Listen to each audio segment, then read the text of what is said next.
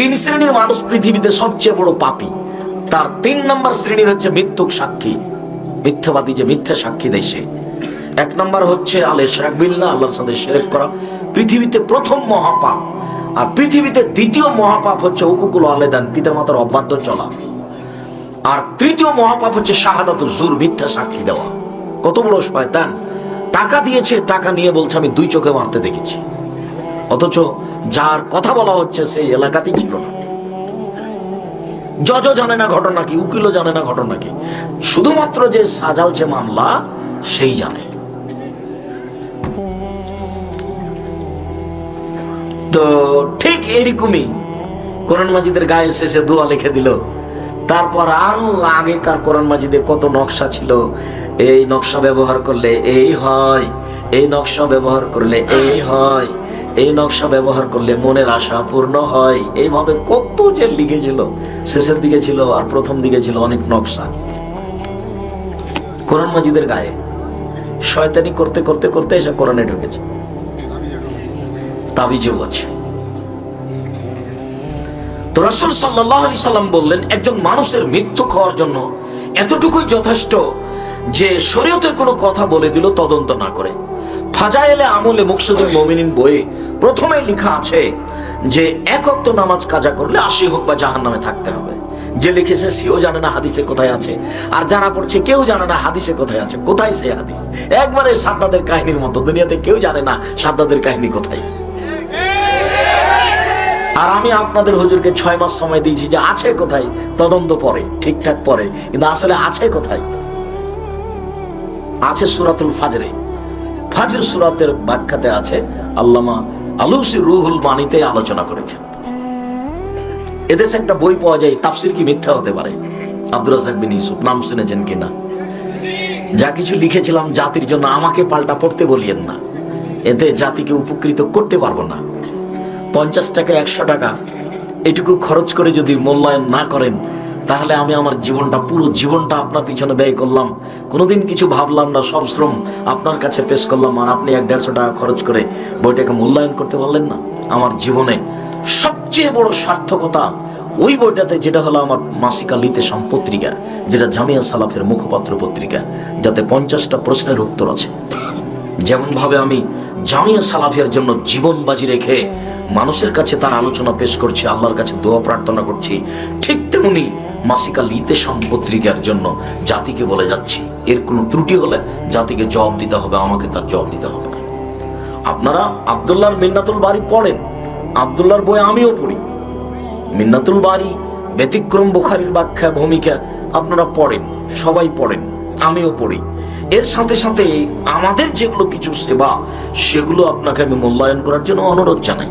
তার একটা তাফসীর কি মিথ্যা হতে পারে, তাফসীর কি মিথ্যা হতে পারে, পড়ে দেখেন, ওখানে এই ঘটনা আছে।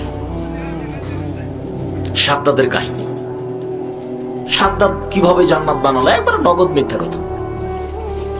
কেউ জানে না ঘটনা কোথায় আছে, কেউ পড়েও না। সম্মানিত দ্বীনী ভাই বোন, এইভাবেই শরীয়ত বিকৃত হয়ে আছে, কেউ তদন্ত করে না। আব্দুল্লাহ ইবনে আমর রাদিয়াল্লাহু তাআলা আনহু বলেন, রাসূল সাল্লাল্লাহু আলাইহি সাল্লাম বলেছেন, বাল্লিগু আন্নী ওয়ালা আয়া, পৃথিবীর মানুষ আমার একটি কথা জানা থাকলে অন্যকে বলো। এই কথা আল্লাহ রাসূল বললেন, আলেম ওলামাকে বললেন, পৃথিবীর মানুষ আমার একটি কথা জানা থাকলে অন্যকে বলো, তবে আন্নী, আমার কথাটা আমার হতে হবে। 2, ওয়া হাদ্দিসু আন বানি ইসরাঈল আলা হারাজ, বানি ইসরাঈলের কাহিনী বলো, কোনো দোষ নেই। বানি ইসরাঈলের কাহিনী কি? হাজার হাজার বছর পূর্বে যেটা ঘটেছে তার নাম বানি ইসরাঈলের কাহিনী। যেমন আপনাকে একটা শোনাই, যে ইশতারা রাজুলুন মিন রাজুলিন আকারান, একটা লোক একটা লোকের কাছে জমি কিনে নিয়েছিল। ফাওয়াজাদা ফি আকারিহা জাররা, তাই যে জমি কিনে নিয়েছে সেই জমি চাষ করতে গিয়ে একটা স্বর্ণের পাতিল পেয়েছে, পাতিলে স্বর্ণ আছে। এখন জমি ক্রেতা স্বর্ণের পাতিলটা বিক্রেতার কাছে নিয়ে গেছে, বিক্রেতার কাছে নিয়ে গিয়ে বলছে, খুশ যাহবাকা মিন্নি, আপনার স্বর্ণ আপনি নেন। ইশতারাতু মিনকাল আরদ ওয়া মাত্তা মিনকাল যাহাব, আপনার কাছে তো আমি জমি কিনেছি, স্বর্ণের পাতিল তো কিনিনি, এটা নেন। তখন জমি বিক্রেতা বলছে, বাইতুল আরজামা ফিহা, আমি জমি বিক্রি করেছি, জমিতে যা ছিল সবই বিক্রি করেছি, আমি স্বর্ণের পাতিল নেব না।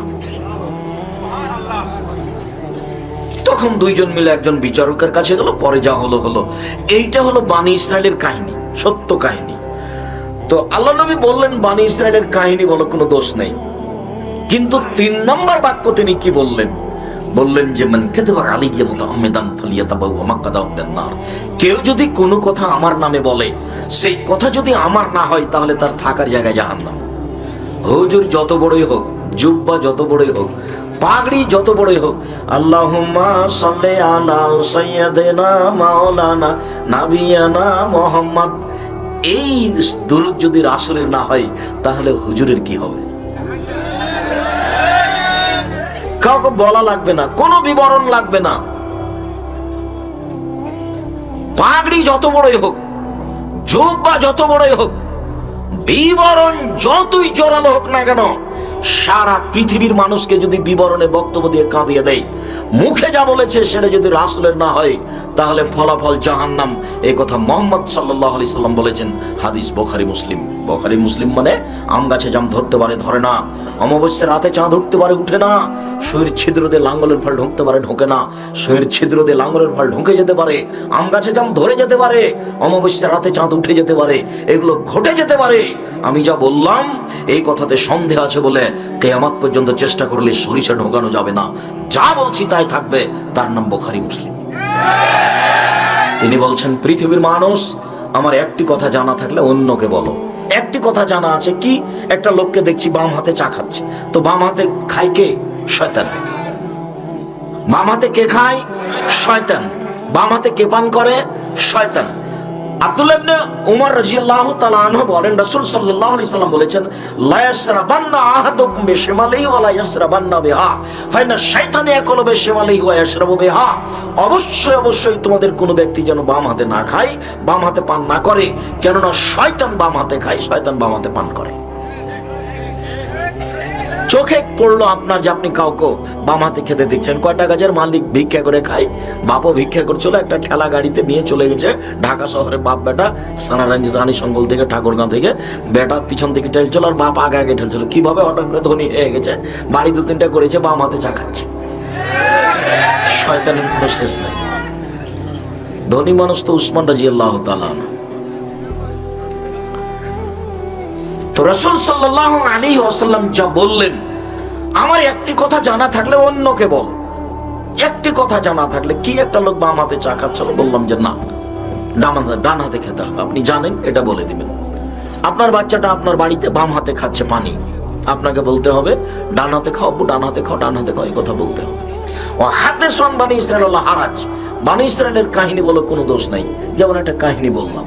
3 নম্বর বাক্যে বললেন, কেউ যদি কোনো কথা আমার নামে বলে, সেই কথা যদি আমার না হয়, তাহলে তার থাকার জায়গা জাহান্নাম। এখন কোরআন মাজিদের শেষে এত লম্বা দোয়া দেখেন, আরবিতে লেখা আছে, হেডলাইন বড় অক্ষরে লেখা আছে, দোয়া ও খাতমিল কোরআন। তো এই দোয়া যদি নবীর না হয়, তাহলে কি হবে? জাহান্নাম। কাউকে বলা লাগবে না, কারো বিবরণ লাগবে না। রাসূল সাল্লাল্লাহু আলাইহি সাল্লাম এভাবে বলেছেন। অতএব হক বলাও যত জটিল, হক মানাও তত কঠিন। হক বলাও যত জটিল, হক মানাও তত কঠিন। হক বলা জটিল কেন? এদেশের মাটিতে প্রায় 3 লক্ষ জাল জয়ীফ হাদিস আছে মানুষের বানানো। আমাদের বাড়িতে আছে 10,000। টাকার গায়ে লেখা আছে, চাহিবে মাত্র ইহার বাহককে দিতে বাধ্য থাকিবে। 10,000 জাল জয়ীফ হাদিস আমি যে কোনো সময় দেখানোর জন্য প্রস্তুত রয়েছি, যেগুলো রাসূলের নামে চালু করে দেওয়া আছে, অথচ রাসূল সাল্লাল্লাহু আলাইহি ওয়াসাল্লাম তা বলেননি। কত নিবেন আপনি তা প্রমাণ? আপনাদের সব অন্টুয়ের বই যেগুলো আমি আপনাকে দেখিয়েছি, যে ঈদের মাঠে গিয়ে আল্লাহ রাসূল দেখলেন একটা ছেলে কাঁদছে। ও ছেলে, তুমি কাঁদো কেন? আমি এতিম। তখন আল্লাহ রাসূল বলেন, আমিও এতিম ছিলাম। এই বলে ছেলেটাকে কোলে নিলেন। কোলে নেওয়ার পরে আয়েশার কোলে দিলেন। আয়েশা তাকে নতুন পোশাক পরালেন। ছেলেটা খুশি হয়ে গেল।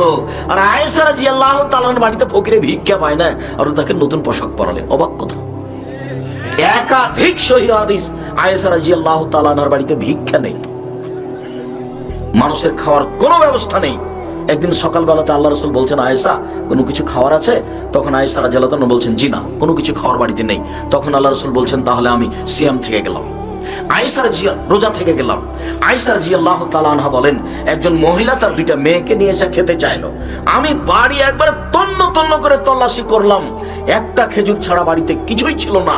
আমি খেজুরটা মহিলার হাতে দিলাম, মহিলা খেজুরটাকে 2 টুকরা করে এক মেয়েকে এক টুকরা দিল, আরেক মেয়েকে এক টুকরা দিল। মেয়েটা কিছুই খেলো, মহিলাটা কিছুই খেলো না, বাচ্চা দুটো নিয়ে চলে গেল। আল্লাহ নবী আসলেন, তখন আমি আল্লাহ রাসূলকে বললাম, আল্লাহ নবী, একজন মহিলা এসেছিল দুইটা মেয়ে বাচ্চা নিয়ে। তো মেয়ে বাচ্চাটার জন্য ওরা খেতে চাইলো সে, কিন্তু আমি বাড়ির তল্লাশি চালিয়ে দেখলাম একটা খেজুর ছাড়া বাড়িতে আর কিছুই নেই। একটাই খেজুর মহিলার হাতে দিয়ে দিলাম, মহিলা খেজুরটা দুই টুকরা করে দুই বাচ্চাকে দিল, নিজে কিছু খেলো না। তখন আল্লাহ রাসূল বলছেন, আয়েশা শোনো, কেউ যদি দুইটা মেয়ে লালন পালন করে, দুইটা, তাহলে সে আর আমি জান্নাতে এভাবে থাকবো। তখন আঙ্গুল দুটি জমা করে দিলেন। আয়েশা শোনো, কেউ যদি এতিম লালন পালন করে, তাহলে সে আর আমি জান্নাতে এভাবে থাকবো। তখন আঙ্গুল দুটি পাশাপাশি করলেন, তবে একটু ফাঁকা রাখলেন। বুঝাতে পারিনি কথা? কেউ যদি এতিম লালন পালন করে, সেই লোকটা আর আমি মুহাম্মদ সাল্লাল্লাহু আলাইহি সাল্লাম জান্নাতে একসাথে থাকবো। একসাথে দেখা দিকে ওই আঙ্গুল দুটাই দেখালেন। তখন কেমন করে দেখালেন? একটু ফাঁকা, কথা মনে থাকবে না মনে হয়। আর কেউ যদি দুইটা মেয়ের লালন পালন করে, বিবাহ শাদী দিয়ে দেয়, বাপের জিম্মেদারি হিসাবে লালন পালন করে, তাহলে সেই বাপ আর মুহাম্মদ সাল্লাল্লাহু আলাইহি সাল্লাম জান্নাতে একসাথে থাকবেন। তখন পড়িয়ে নিয়ে আসতে হয়, তিতা লাগলেও মিঠা লাগলেও তার সাথেই চলতে হবে। আর যদি বোঝা যায় যে চলা যাবে না, তাহলে সংসার ছিন্ন করতে হবে। ঝুলন্ত অবস্থায় থাকার কোনো সুযোগ নেই। স্বামীকে মেনেই চলতে হবে যে কোনো মূল্যে, তিতা লাগলেও মিঠা লাগলেও। 4 আহসানাত ফারজা, জেনায় লিপ্ত হলো না, জেনায় লিপ্ত হলো না, এরকম 4টা কাজ যদি কেউ করে, তাহলে তার জন্য জান্নাতের সব দরজা খোলা।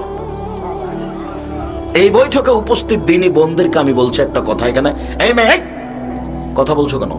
চুপ থাকো। আমরা এখানে কথা বলছি, এখনো তো ঢং ঢং করে এসেছো, ঢং ঢং করে চলে যাবা, এত গল্প কেন?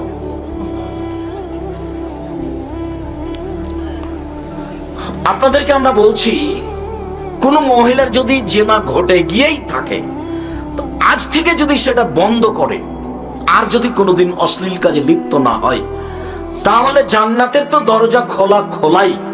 আল্লাহ তাআলা বলছেন, ওয়ানাহা নাফসা আনিল হাওয়া ফাইনাল জান্নাতা হিয়াল মাওয়া। কেউ যদি নিজেকে অশ্লীল অন্যায় কাজ থেকে বিরত রাখতে পারে, আমি আল্লাহ তাকে জান্নাতুল মাওয়া দিয়ে দিলাম। এটা আল্লাহর ওয়াদা। এটা সমস্ত পুরুষ, সমস্ত নারীর জন্য একটা বিশাল পাওয়া। যেই ব্যক্তি এই অশ্লীল কাজ থেকে নিজেকে ঠেকাতে পারবে, তার জন্য জান্নাতুল মাওয়া আছে। এটা আল্লাহ তাআলার আম ঘোষণা। 4টা কাজ করেন, জান্নাতে চলে যান, এরকম সুযোগ কোনো পুরুষ মানুষ নেই। কোন পুরুষ মানুষ 4টা কাজ করে জান্নাতে চলে যাবে, এরকম কোন হাদিস পৃথিবীতে নেই। হ্যাঁ, আব্দুর রাজ্জাক সাহেব, একটা কথা আছে যে আল্লাহ রাসূল বলেছেন, ওযু করার পরে কেউ যদি বলে আশহাদু আল্লা ইলাহা ইল্লাল্লাহু ওয়াহদাহু লা শারীকা লাহু ওয়া আশহাদু আন্না মুহাম্মাদান আবদুহু ওয়া রাসূলুহু, তাহলে তার জন্য জান্নাতের সব দরজা খোলা। তো এটা আপনার জন্য যা মহিলার জন্য তাই, এটা তো আর কারোর জন্য খাস হলো না। আর ওইটা হলো মহিলাদের জন্য খাস, এরকম সুযোগ পুরুষের জন্য হবে না। আপনি ভালো করে মনে রাখেন, 1 5 ওয়াক্ত সালাত, 2 রমজান মাসে সিয়াম, 3 স্বামীকে মেনে চলা, 4 জেনায় লিপ্ত না হওয়া, জান্নাতের সব দরজা খোলা। আর ওযু করার পরে কেউ যদি বলে আশহাদু আল্লা ইলাহা ইল্লাল্লাহু ওয়াহদাহু লা শারীকা লাহু ওয়া আশহাদু আন্না মুহাম্মাদান আবদুহু ওয়া রাসূলুহু, তাহলে তার জন্য জান্নাতের সব দরজা খোলা। তবে পুরুষ নারী সব সময় আল্লাহুম্মা জাল্লি মিনাত তাওবিন ওয়া জাল্লি মিনাল মুতাতাহিরিন, এই দোয়া পড়লে নেকি হবে। তবে কি নেকি হবে, এই কথা মুহাম্মদ সাল্লাল্লাহু আলাইহি সাল্লাম বলেননি। নেকি হবে, কি নেকি হবে, এই কথা তিনি বলেননি।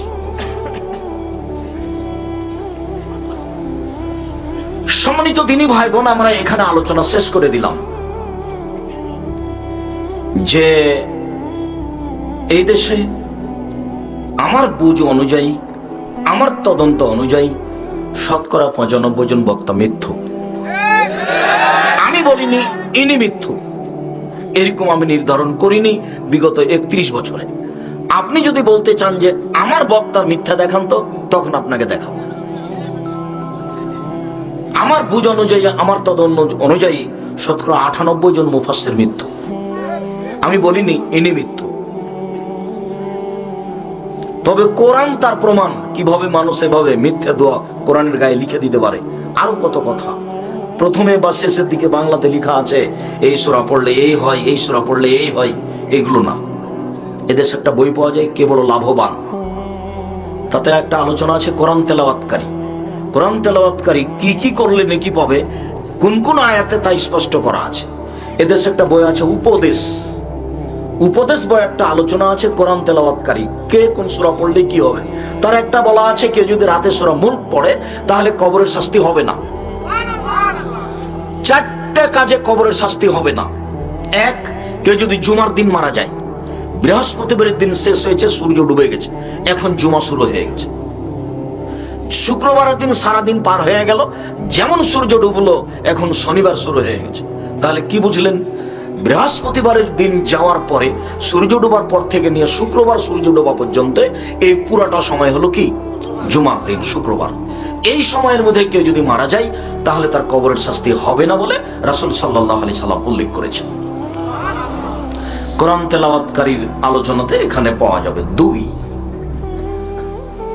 কেউ যদি পেটের ব্যথায় মারা যায়, পেট ব্যথায়, তাহলে তার কবরের শাস্তি হবে না, মান কাতালাহু বাতনুহু। 3, কেউ যদি সূরা মুলক পড়ে রাতে তাহলে তার কবরের শাস্তি হবে না। 4, কেউ যদি শহীদ হয়ে যায় তাহলে তার কবরের শাস্তি হবে না। এই 4টে আলোচনা উপদেশ বইয়ে দেওয়া আছে। মনে থাকবে না মনে হয়? সিরিয়াল তো মনে থাকবে না, 2-1টা হয়তো আগে থেকে মনে থাকলে, মোবাইলে শুনে থাকলে। 1, জুমার দিন মারা গেলে, শুক্রবারে মারা গেলে। 2, পেট ব্যথায় মারা গেলে।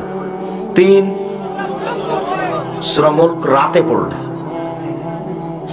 শোয়ার আগে। 4, শহীদ হয়ে মারা গেলে। যদি হিন্দু মারা যায় তাহলে কি? এইসব কথা হলো অযৌক্তিক কথা, এসব কথা বলতে হবে না। রাসূল সাল্লাল্লাহু আলাইহি সাল্লাম যেভাবে বলেছেন কথা সেভাবে রেখে দিতে হবে। মানুষ কোন মুসলিম এদিনে মারা গেলে তার উপরে ভালো ধারণাটা রাখতে হবে। পাল্টিয়ে এই খারাপ ছিল, সেই খারাপ ছিল, কত কি ছিল, তাহলে জুমার দিন মারা গেল তাহলে তার কবরের শাস্তি মাফ হবে নাকি, এত জিজ্ঞাসার প্রয়োজন নেই। আল্লাহ যদি ফেরাউনকে ক্ষমা করে দেন, কারো কিছু করার আছে? ঈসা আলাইহিস সালাম বলছেন ইনতুয়াসিবহুম ফাইনুম ইবাদুকা, আল্লাহ তুমি যদি তোমার বান্দাকে শাস্তি দাও, তোমার বান্দা আমার কি করার আছে? ওয়াইন তাগফির লাহুম, আর তুমি যদি তোমার বান্দাকে ক্ষমা করে দাও, ফান্নাকা আনতাল আজিজুল হাকিম, তুমি পরাক্রমশালী প্রজ্ঞাময়, তোমার কেউ বিচার করতে পারে না। সারা পৃথিবীর মানুষকে যদি ক্ষমা করে জান্নাতে দিয়ে দাও, তোমার পাল্টা কেউ বিচার করতে পারবে না, মিছিল করতে পারবে না, অমুক ক্ষমা পেল কি করে। এইরকম কিছু করার কোনো ক্ষমতা কারো নেই। বাস জুমার দিনে রাসূল সাল্লাল্লাহু আলাইহি ওয়াসাল্লাম এই মর্যাদা উল্লেখ করেছেন, আপনি মূল্যায়ন করবেন। মহান আল্লাহ বলেন ইয়া আইয়ুহান নাস কুলু মিম্মা ফিল আরদি হালালান তাইয়্যিবা, পৃথিবীর মানুষ, হিন্দু মুসলমান বৌদ্ধ খ্রিস্টান যার নাম মানুষ, মাটিতে যে শস্য উৎপাদন হয় তার হালালটা তোমরা খাও। তাহলে সব ধরনেরই উৎপাদন হয়, হালালও হয়, হারামও হয়। আল্লাহ তাআলা বলেন ইয়া আইয়ুহাল্লাযীনা আমানু কুলু মিম্মা ফিল আরদি হালালান তাইয়্যিবা, পৃথিবীর মুমিন পুরুষ নারী, আমি তোমাদের যে রুজি দিয়েছি তার যেটা হালাল সেটা খাও। তাহলে অনেক রুজি আছে যেটা হারাম। সিগারেটের গায়ে ক্ষতি হারাম ঘোষণা করে বিক্রি করা হয়, এটা আবার একটা আশ্চর্য খাদ্য। সবাই জানছে তার ক্ষতি, তারপরও মানুষ খায়। আমরা অবশ্য বিড়ি সিগারেটকে সরাসরি মদ ঘোষণা করেছি, আর পাল্টে জিজ্ঞাসা করার কোনো সুযোগ নেই। রাসূল সাল্লাল্লাহু আলাইহি সাল্লাম বলেছেন 3 শ্রেণীর মানুষ জাহান্নামে যাবে। 3 শ্রেণীর মানুষ জাহান্নামে যাবে। 1, মধুমিনুল খামর, যারা বিড়ি তামাক জর্দা সিগারেট গুল নেশাদার দ্রব্য খায় পান করে তারা জাহান্নামে যাবে। যারা বলছে যে না ওইভাবে সাড়া দিতে হবে না, যারা বলছে যে বিড়ি হারাম তার প্রমাণ কোথায়, বিড়ি যে মদ তার প্রমাণ কোথায়, সিগারেট যে মদ তার প্রমাণ কোথায়, জর্দা যে মদ তার প্রমাণ কোথায়। তো জর্দা যে মদ এটাই যদি কোরআন মাজিদে আর হাদিসে লেখা থাকে তাহলে কিয়ামত পর্যন্ত কত মদ সৃষ্টি হবে তার নাম যদি কোরআন মাজিদে উল্লেখ থাকে, তাহলে শুধু মদের নামে এর চেয়ে একটা বড় গ্রন্থ হবে। কত নতুন নতুন বের হচ্ছে, কত ইয়াবা আছে, আর কত যে কি আছে, আর গাঞ্জা আছে, আর হিরোইন আছে, হিসাব আছে কত। আর আমি তো বলেছি ঠান্ডা, পেপসি, কোকা কোলা, এগুলো সব মদ। তাছাড়া কোনো হুজুর জর্দা খাই, আপনার তো খারাপ লাগা উচিত। আপনি দোকানে বসে আড্ডা পিটেন কেন? এখানে সেখানে বসে আপনি পান চান কেন? এই অভ্যাস কেন আপনার? সম্মানিত দিনী ভাই বোন, একটা ভালো মানুষকে যদি হাফ কেজি জর্দা খাওয়িয়ে দেন, তাহলে তার বিবেকের ক্ষতি হবে কি? রাসূল সাল্লাল্লাহু আলাইহি ওয়াসাল্লাম একটা বাক্য বলেছেন, যে বাক্য কিয়ামত পর্যন্ত প্রযোজ্য। তিনি বলেছেন, মাসকারা কাসিরুহু ফাকালিলুহু হারাম। যে জিনিস বেশি খেলে বিবেকের ক্ষতি হবে, তার কমও হারাম। তো যে জিনিস বেশি খেলে বিবেকের ক্ষতি হবে, তার একটা কণাও হারাম। এমন একটা হাদিস বলেছেন, সব চলবে।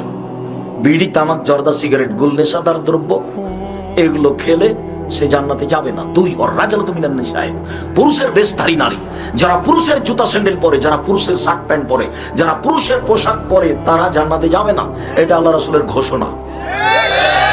তিনি বলেন, তিন, ও দায়ুস আল্লাযী খুরিরা ফি আলাল খাবাসা, দায়ুস যে তার বাড়িতে বেহায়াইয়ের সুযোগ দিয়েছে, যার মেয়ে নগ্ন পোশাকে আসে যায়, যার স্ত্রী সাধারণ নগ্ন পোশাকে হাটে বাজারে যায়, চলে ফিরে, তার একটা আত্মমর্যাদা থাকা দরকার।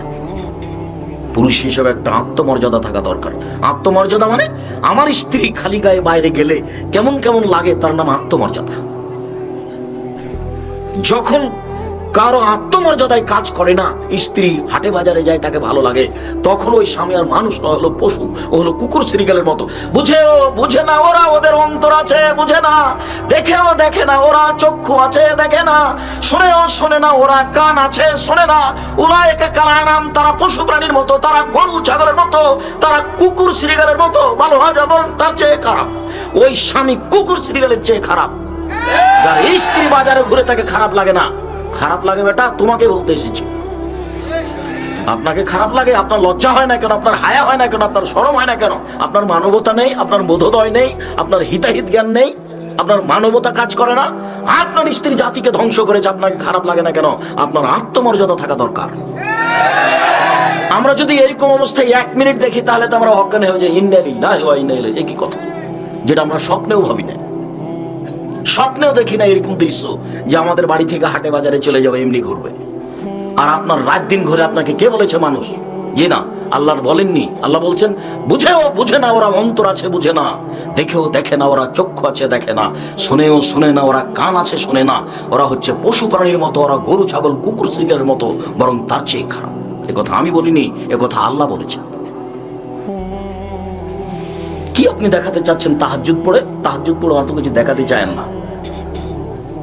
বেটি নগ্ন হয়ে ঘুরে বেড়ায়, আর আপনি 3 মাসের চিল্লে লন্ডনে চলে গেছেন, চিল্লাই জান্নাত কিনবেন। এত জান্নাত সহজ নয়, জান্নাত অত সহজ নয়। হযরতিন নার বিশাওয়াত, জাহান্নাম ঘেরা আছে মনের ইচ্ছে দিয়ে। ও হযরতে জান্নাতের বিমাকারে, কষ্ট, ক্লেশ, নিয়ম, নীতি, ত্যাগ, তিতিক্ষা দিয়ে ঘেরা আছে জান্নাত। জান্নাত সহজে পাওয়া যায় না, জান্নাত পাওয়া খুব টাফ ব্যাপার। আল্লাহ নবী বলছেন, বুখারী মুসলিম, হযরতিন নার বিশাওয়াত, মনের ইচ্ছা দ্বারা জাহান্নাম ঘেরা আছে।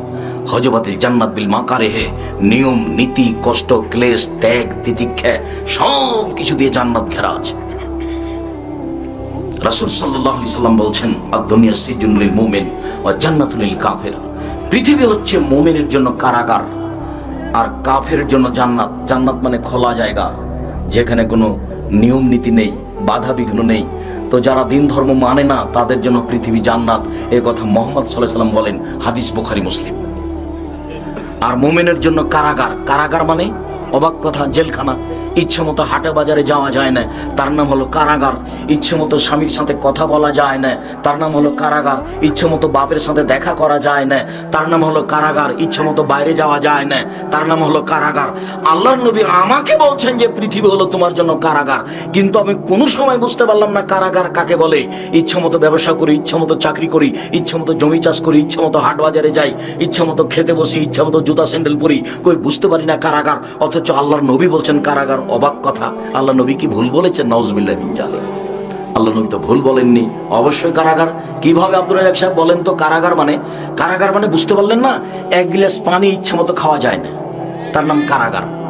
আর একজনের ইচ্ছায় চলতে হবে, উনি যেভাবে বলেছেন সেভাবে। ঠিক কথাটা এরকম, উঠো তো উঠলাম, বসো তো বসলাম, আমার কোনো স্বাধীনতা নেই, তার নাম কারাগার। একজন বলেছেন সে অনুপাতে চলতে হবে, তার নাম হলো কারাগার। তিনি বলেছেন পানি ডান হাতে খাও, ডান হাতে খেতে হবে। তিনি বলেছেন বসে খাও, বসে খেতে হবে। তিনি বলেছেন 3 শ্বাসে খাও, 3 শ্বাসে খেতে হবে। তিনি বলেছেন শেষে আলহামদুলিল্লাহ বলো, তো আলহামদুলিল্লাহ বলতে হবে। এর নাম কারাগার। একটা একজোড়া জুতা, নিজের জুতা নিজে টাকা দিয়ে কিনেছি, ইচ্ছে মতো পরা যায় না, তার নাম কারাগার। ডান পায়েরটা আগে পড়তে হবে, আর খোলার সময় কোনটা? বাম পায়েরটা আগে খুলতে হবে। আরে নিজস্ব বিছানা, ঘর বাড়ি আমি করেছি, ঘর বাড়ি আমি করেছি, চাদর আমি কিনেছি, সুন্দর করে সাজিয়েছি, আমি নাকি ইচ্ছে মতো ঘুমাতে পাবো না? ডান কাতে ঘুমাতে হবে, ঘুমানোর সময় বলতে হবে আল্লাহুম্মা বিসমিকা আমতু ওয়া আহিয়া। আপনার জানা নাই আল্লাহুম্মা আসলামতু নাফসি ইলাইকা? আপনি বলবেন আল্লাহুম্মা আসলামতু নাফসি ইলাইকা ওয়া ওয়াজ্জাহতু ওয়াজহি ইলাইকা ওয়া ফাওয়াজতু আমরি ইলাইকা ওয়া জাআতু জাহরি ইলাইকা রাগবাতু রাহবাতান ইলাইকা লা মালজা ওয়া লা মানজা মিনকা ইল্লা ইলাইকা আমানতু বিকিতাবিকা আল্লাযী আনসালতা ওয়া নাবিয়িকা আল্লাযী আরসালতা। এই দোয়া পড়ে আল্লাহর রাসূল রাতে ঘুমাতেন। আপনি পড়েন তো? অভ্যাসে আছেন তো? কি এতগুলো মানুষকে সাড়া দিচ্ছেন না কেন? আল্লাহ নবী এইটা বলে ঘুমাতেন। আয়েশা রাদিয়াল্লাহু তাআলা আনহার বিবরণ, উযু করে ডান কাতে এই দোয়া পড়ে ঘুমাতেন। তো কোনটা পড়ে ঘুমান? সূরা মুলক পড়ে? অত ছোট বললে হয়? তোমরা যুবক পড়াশোনা করছো, খালি হাটে বাজারে ঘুরে বেড়াচ্ছ আর মিছিল করে বেড়াচ্ছ, মুখের চরিত্র ফুলের মতো পবিত্র। বোকা হয়ে গেছো? কিছু মুখস্থ করো, সময় কাটাও। আয়াতুল কুরসি পড়ে ঘুমাতে হবে, নইলে সূরা বাকারার শেষ 2 আয়াত পড়ে ঘুমাতে হবে, নইলে সূরা মুলক পড়ে ঘুমাতে হবে, নইলে এই যে বড়টা পড়ে ঘুমাও। আমি আল্লাহুম্মা বিসমিকা আমতু ওয়া আহিয়া পড়ে ঘুমানো যাবে না এই কথা আমি বলিনি। এদেশে একটা বই পাওয়া যায়, আইনে রাসূল সাল্লাল্লাহু আলাইহি ওয়াসাল্লাম দোয়া অধ্যায়। এই নাম শুনেছেন এই বইয়ের? আইনে রাসূল সাল্লাল্লাহু আলাইহি ওয়াসাল্লাম দোয়া অধ্যায়তে 10টা দোয়া আছে, 10টা সিরিয়াল দোয়ার। 16টা স্থান আছে হাত তুলে দোয়া করা, 40টা হাদিস দেওয়া আছে হাত তুলে দোয়া করা, 16টা স্থান আছে হাত তুলে দোয়া করা। আপনারটাই লিখেছি, কেন যে আপনি পড়েন না? সাত করে এইভাবে এসেছেন, বাড়িঘর রেখে দিয়ে ছেলে মেয়ে সহ, তো একটু সাত করে বইগুলো নেওয়ার চেষ্টা করবেন, তাহলে আপনি সহ আপনার আহাল পরিবার সহ সবাই সফলতা পাবে। সম্মানিত দিনী ভাই বোন, বলছিলাম আল্লাহ তাআলা নবী রাসূলগণকে এইভাবে হালাল খাওয়ার জন্য বলেছেন। আল্লাহ তাআলা বলেন ইয়া আইয়ুহার রাসূল কুলু মিনাত তাইয়্যিবাত ওয়া আমালু সালিহা। নবী রাসূলগণ আপনারা হালাল রুজি খান আর সৎ আমল করুন।